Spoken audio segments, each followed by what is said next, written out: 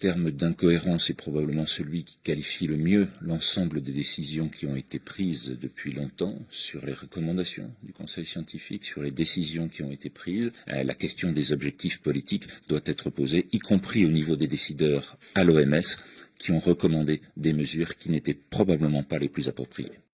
Y a-t-il pour vous, aujourd'hui, de véritables raisons d'être inquiet? Non.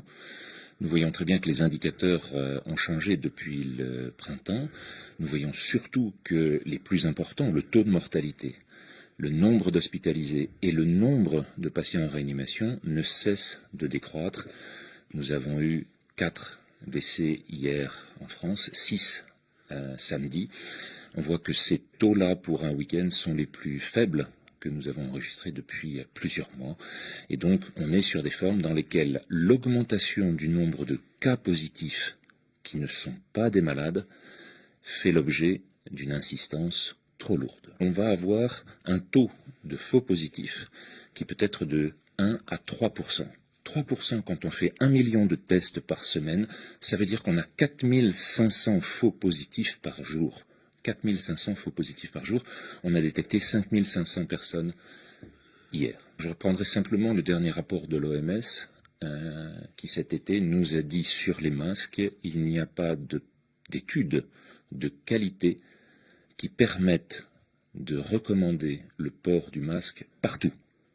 Ce qui veut dire que, principalement en extérieur, il n'y a pour l'instant pas d'arguments scientifiques qui permettent de recommander ce masque, et il s'agit principalement d'une mesure de précaution politique, une mesure de mimétisme qui va progressivement s'imposer dans les habitudes de vie, mais qui n'est pas fondée sur un argument scientifique. On est actuellement sur une phase dans laquelle on est passé en dessous de 136 décès précisément hier, en Europe, pour toute l'Europe, pour 500 millions d'habitants, alors qu'on a eu des taux qui ont été 100 fois plus élevés au printemps.